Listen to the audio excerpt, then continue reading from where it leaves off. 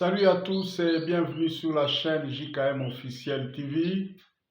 Aujourd'hui, dimanche 13 octobre 2024, nous voulons encore partager la parole de Dieu comme d'habitude sur cette chaîne. Chaque dimanche, nous partageons la parole de Dieu, donnant ainsi le temps à tout le monde, à tous nos abonnés, de méditer ensemble sur la parole de Dieu dans ces jours de repos du dimanche. Et aujourd'hui, nous voulons partager quelque chose que Dieu nous a mis à cœur. C'est concernant ce qu'on appelle les succès.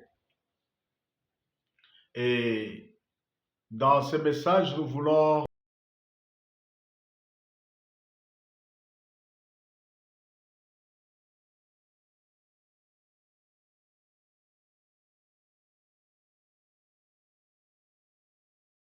croyants.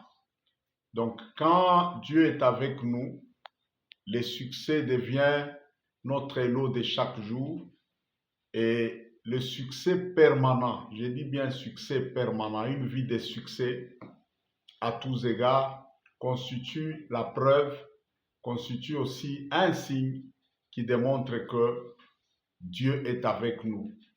Dieu n'échoue jamais. Et lorsque Dieu est avec une personne, Dieu mènera cette personne, Dieu guidera cette personne et la mènera à vivre une vie de succès permanente. Et nous allons lire deux textes de la Bible. Le premier se trouve dans 1 Samuel chapitre 18 et le deuxième se trouve dans le livre des psaumes, le psaume chapitre 1er, commençant par le verset 1er jusqu'au verset 3. Nous lisons d'abord 1 Samuel, c'est l'histoire de la vie de David, un jeune combattant d'Israël qui s'appelle David. C'est celui qu'on a appelé plus tard le roi David. Il est devenu roi après. Là, c'est pendant sa jeunesse que ceci s'était passé. 1 Samuel chapitre 18, le verset 12 jusqu'au verset 15. Saül craignait la présence de David parce que l'Éternel était avec David et l'Éternel s'était retiré du roi Saül. Il éloigna David loin de sa personne, il l'établit chef de 1000 hommes. David sortait et rentrait à la tête du peuple et il réussissait dans toutes ses entreprises et l'Éternel était avec lui. Saül, voyant qu'il réussissait toujours, avait peur de David. Nous lisons toujours 1 Samuel 18, nous lisons maintenant 28 à 30. Saül vit et comprit que l'Éternel était avec David et Michal, sa fille, aimait beaucoup David. Saül craignit de plus en plus David et il fut toute sa vie son ennemi. Les princes des Philistins partaient en campagne et chaque fois qu'ils sortaient, David avait plus de succès que tous les serviteurs de Saül et son nom devint très célèbre. Voilà, ça c'est 1 Samuel. Nous lisons maintenant dans le livre des psaumes, le psaume chapitre 1er, du verset 1 au verset 3.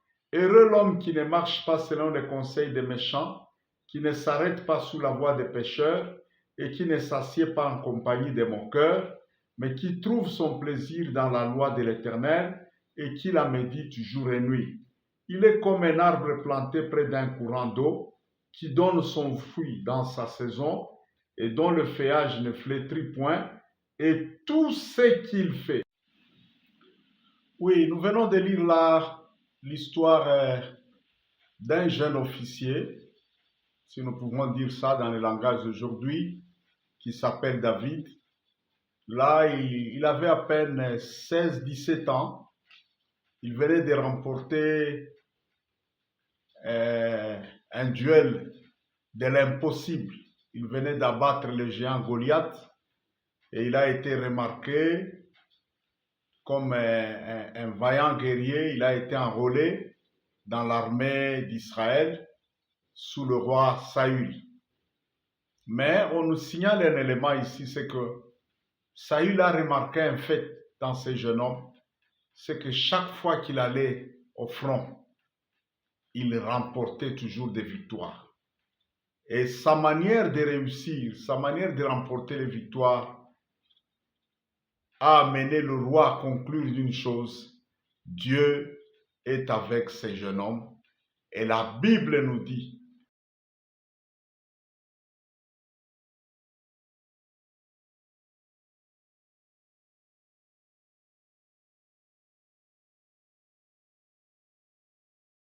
David, mais l'Éternel s'était déjà retiré de lui, Saül, et il avait très peur de lui.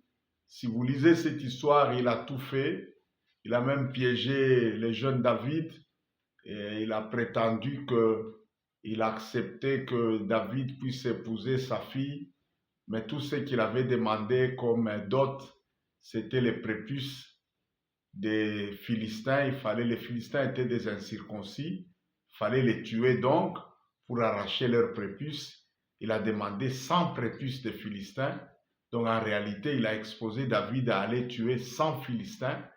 On dit le moment venu, David a accepté, il est allé, mais il a tué 200 parce qu'il est venu apporter 200 prépuces de Philistins, ce qui fit encore plus peur au roi Saül à cause du succès permanent et du succès surnaturel qui accompagnait ces jeunes combattants David. Et dans le psaume, nous disons que nous avons lu le texte de psaume qui dit: celui qui craint l'Éternel, qui marche dans sa loi et qui la médite jour et nuit, il est comme un arbre planté près d'un courant d'eau, son feuillage restera continuellement vert et tout ce qu'il fait lui réussira. Dans ce message, nous voulons démontrer en fait c'est que le succès permanent est un des signes bibliques qui démontre la présence de Dieu dans la vie d'un croyant. Le succès permanent est un signe biblique qui démontre que la présence de Dieu est dans la vie d'un croyant. Quand nous réussissons et de manière permanente, ceci donne la preuve à tous ceux qui nous observent que Dieu est avec nous. À l'opposé, lorsque quelqu'un est un croyant, il prétend être en communion avec les dieux vivants, les dieux de la Bible, mais il ne fait qu'échouer, les échecs permanents ne sont jamais la preuve de la présence de Dieu, même si l'on invente les raisons selon lesquelles c'est le diable qui nous combat, c'est ceci, c'est patati, c'est patata. Le diable n'a pas commencé par nous combattre nous, le diable a commencé par combattre Dieu. Il s'est révolté au ciel là et il a entraîné une partie des anges à le suivre au lieu d'adorer le vrai Dieu. Ces anges l'ont suivi. Ce sont ces anges qu'on appelle les anges déchus, avec lui-même Lucifer à la tête. Mais les plans de Dieu continuent à avancer. Dieu n'a jamais échoué, clamé l'échec de ses plans à cause de Lucifer. De même aussi, nous qui sommes son peuple et ses enfants, malgré la présence des ennemis et de tout ça, Dieu sait nous mener au succès, quelles que soient les résistances et l'opposition des ennemis. Si vous lisez la vie d'Isaac, c'était la même chose. Quand vous lisez la vie d'Isaac aussi, après la mort d'Abraham, son père, Dieu lui a dit de rester dans la terre de Canaan, parce que c'est sur cette terre-là que Dieu avait fait la promesse de bénir Abraham et sa postérité. Isaac a obéi. C'était en pleine période de famine, il n'y avait pas de pluie, tout ça. Il y avait la famine sur tout le territoire de Canaan. Et lorsqu'Isaac a obéi, il est resté.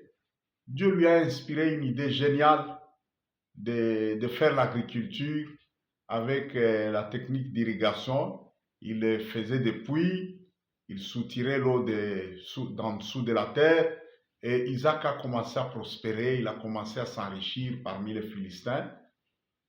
Et vous savez qu'un des principes dans le business, c'est que chaque crise est une opportunité pour s'enrichir. Si vous savez exploiter les crises ouvrent toujours les portes à l'enrichissement. Ça veut dire ceux qui savent exploiter positivement la crise, ils sauront donner des réponses à cette crise-là et ainsi, ils vont s'enrichir facilement parce que tout le monde va recourir à eux pour prendre, acheter, faire un échange financier entre ce que ces gens-là produisent et l'argent et ça devient un moyen de s'enrichir. L'enrichissement d'Isaac a provoqué la haine, la jalousie, l'envie des Philistins. Ils ont commencé à lui mettre les bâtons dans les roues, on lui a arraché tous les puits qu'il... Mais vous verrez que toute cette opposition-là n'a rien fait. Plus on continuait, la Bible dit, Isaac alla s'enrichissant de plus en plus, parce que partout où il allait, c'est comme si l'eau le suivait. Il creusait d'autres puits, il y avait encore de l'eau. Et ainsi, il pouvait continuer avec... jusqu'à ce que les Philistins se sont fatigués, ils ont compris qu'il y a quelque chose de surnaturel qui accompagne ces messieurs. Mais par contre, un croyant qui commence à échouer partout, c'est un très mauvais signal. Si vous prétendez connaître Dieu, vous prétendez être chrétien, mais l'échec vous suit un peu partout, non seulement c'est un mauvais signal, c'est un signal de malédiction, mais aussi ces phénomènes-là d'échec deviennent un obstacle à l'évangélisation. Tu ne sauras pas attirer les gens, tu ne sauras pas propager ta foi et dire aux gens de suivre ton Dieu au moment où ce Dieu-là ne te fait pas réussir toi-même. Donc, nous devons faire très attention à ces phénomènes des échecs-là. Et si un chrétien commence à échouer partout, soit il est en déphasage avec Dieu, il ne se laisse plus diriger par Dieu, soit il est en pleine position de désobéissance ou de rébellion à Dieu, soit il y a un phénomène des ténèbres qui les suit, et les ténèbres ne peuvent pas prendre de l'ampleur, les dessus sur un chrétien, à moins que le chrétien lui-même ait fait quelque chose, ouvert une brèche, ou bien il y a quelque chose, un antécédent qu'on n'a pas bien arrangé devant Dieu et qui a permis à l'ennemi de prendre les dessus. Et là où les ténèbres prennent les dessus, les ténèbres ont aussi des signes qui montrent que les ténèbres règnent quelque part. Et un des signes des ténèbres, c'est l'échec. Souvenez-vous de ce prophète-là, Jonas. Dieu l'avait envoyé à Ninive pour aller prêcher les gens de Ninive. Lui, comme il était juif, il n'aimait pas communier avec les païens. Il ne se souciait pas du tout des peuples non juifs. Il a décidé de fuir et d'aller en Espagne. Il est devenu le sujet d'un problème. Le bateau d'autrui a été envahi par une tempête et tout commençait à s'effondrer. Ils ont jeté des marchandises. Finalement, ils ont trouvé anormal ce fait. Ils ont dit consultons Dieu. Et en consultant Dieu de leur manière à eux, par les tirages au sort, ils ont compris qu'il y avait quelqu'un qui leur a tiré ce malheur. C'était Jonas. Pourquoi? Il était en position de rébellion contre son Dieu. Donc la rébellion déclenche toujours la malédiction. Et la malédiction, à son tour, vient toujours avec les échecs. Ça, c'est très grave. Il faut vérifier toujours ça dans la vie de beaucoup de chrétiens parce qu'aujourd'hui... Et donc, je disais, quand il y a rébellion, comme Jonas, la suite de toute rébellion, c'est la malédiction. Et s'il n'y a pas une rébellion, ou alors on n'est pas encore racheté parce que dans le sang humain, depuis la chute d'Adam, il y a la malédiction qui accompagne chaque famille, qui accompagne chaque race. Il y a toujours une forme de malédiction qui est là. Elle peut être plus visible ou moins visible, mais dans chaque race, dans chaque tribu, quand on n'est pas encore sauvé, on n'est pas encore racheté par le sang de Jésus, il y a une malédiction. Il y a des familles dont la malédiction est plus prononcée que les autres, mais la malédiction est là. Même dans les sangs des Juifs, qu'on appelle les Juifs, le peuple de Dieu là, il y a la malédiction qu'on appelle la malédiction de la loi. Donc, la loi de Moïse là a déjà dit, tout celui qui n'obéira pas, même à un seul commandement de la loi, il est maudit. Et les Juifs et les non-Juifs, nous avons besoin d'être rachetés de la malédiction.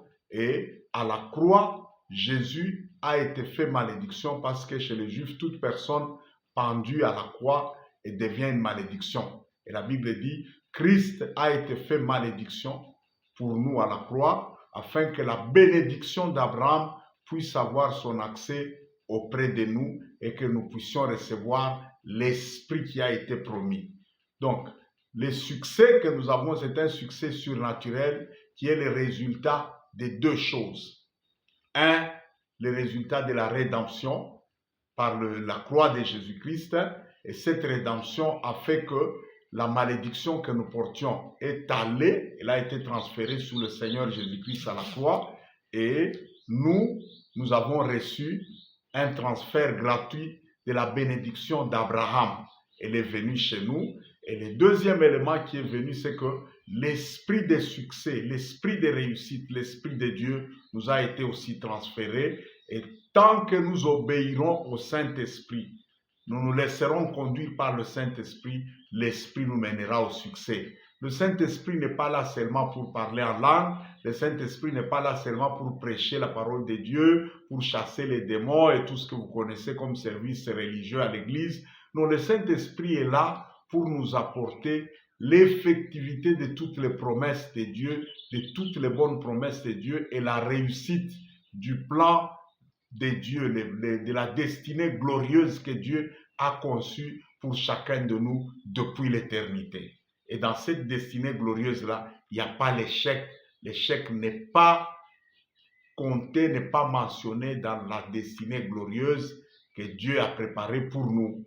Alors, à partir de ce message, je voulais vous démontrer que vous devez vivre, vous devez expérimenter la vie de succès qui a été prévue pour vous dans la parole de Dieu, parce que vous êtes un arbre planté dans la parole de Dieu, planté en Christ.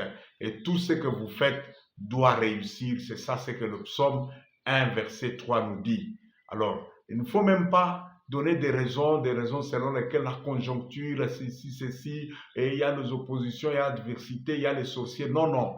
Quelles que soient toutes ces choses, la réussite que Dieu donne à son peuple est une réussite surnaturelle qui est garantie par la rédemption et garantie par l'Esprit de Dieu, l'Esprit surnaturel qui nous dirige et qui nous donne des exploits à tout moment, parce qu'il est écrit, avec Dieu, nous ferons des exploits et il écrasera nos ennemis.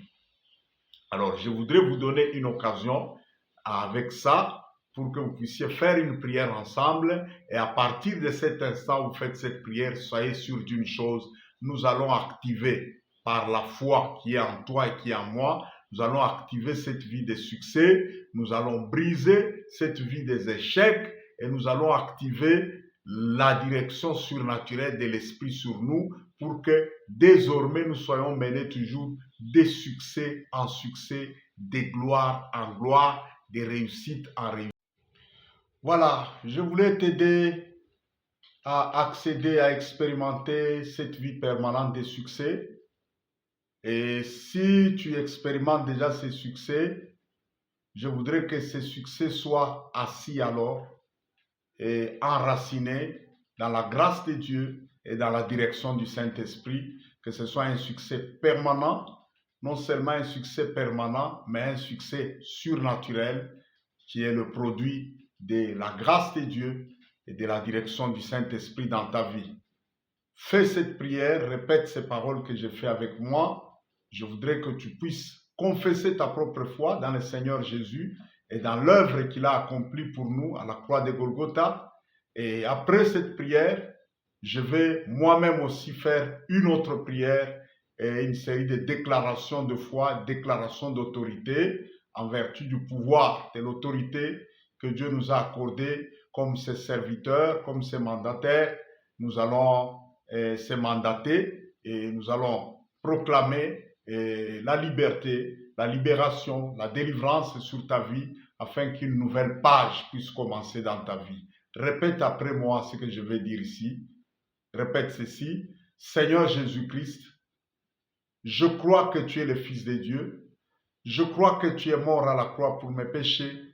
Je crois qu'à la croix, tu as été fait malédiction pour que je sois racheté de la vaine manière de vivre que j'ai hérité de mes pères, de mes parents, que je sois racheté de toute malédiction que j'ai contractée par mes parents, mes ascendants, ou malédiction que j'ai provoquée par mes propres erreurs, mes propres péchés. Dès cet instant, je confesse que je suis lavé de tous mes péchés. Je suis lavé de toute malédiction. Je suis racheté de toute malédiction. Je suis libéré de toute captivité, de tout lien démoniaque. Je prospère. Je suis béni. Plus rien et plus personne. Aucune force du mal, visible ou invisible, ne touchera à ma vie. Celui qui me bénira sera béni et celui qui me maudira sera maudit. Je suis libre, je suis béni, je suis prospère à tous égards et en toutes choses. Je suis enfant de Dieu et je te remercie, Père, pour le salut que tu m'accordes dans ton Fils bien-aimé Jésus-Christ. Très cher Saint-Esprit, merci de venir et d'habiter dans mon esprit. Merci de me guider et de me diriger, de me conduire vers les succès, vers la paix, chaque jour et chaque instant. Merci de restaurer ma vie passée. Merci de réparer mes erreurs du passé. Merci de me délivrer de toutes les forces du mal, de tout malheur et de toute oppression. Et plus jamais, aucun oppresseur n'aura le pouvoir sur moi. Dans le nom de Jésus-Christ. Amen. Que désormais le succès soit ton lot. Je le déclare maintenant sur toi. Que désormais le changement de ta vie soit radical. Que désormais celui qui te bénira soit béni. Et que désormais celui qui te maudira soit maudit. Aucune sorcellerie, aucune malédiction, aucun envoûtement n'aura le pouvoir sur toi. Que la miséricorde de Dieu, la grâce de Dieu et le succès et la gloire de Dieu soient ton lot partout et à tous égards. Que Dieu soit ton guide par le Saint-Esprit. Que Dieu soit ton défenseur et ton soutien par le Saint-Esprit. Qu'à partir de cet instant, je décrète que dans les 90 jours, les 90 jours qui viennent, ta vie soit radicalement, complètement, totalement changée dans le nom de Jésus-Christ. Amen. Que Dieu te bénisse et à très bientôt sur la chaîne JKM Officiel TV. Si tu ne t'es pas abonné, abonne-toi. Si tu connais encore une autre personne qui a des problèmes, des difficultés, des complications dans sa vie, partage cette vidéo avec lui. À très bientôt sur la chaîne JKM Officiel TV. Et une fois encore, merci.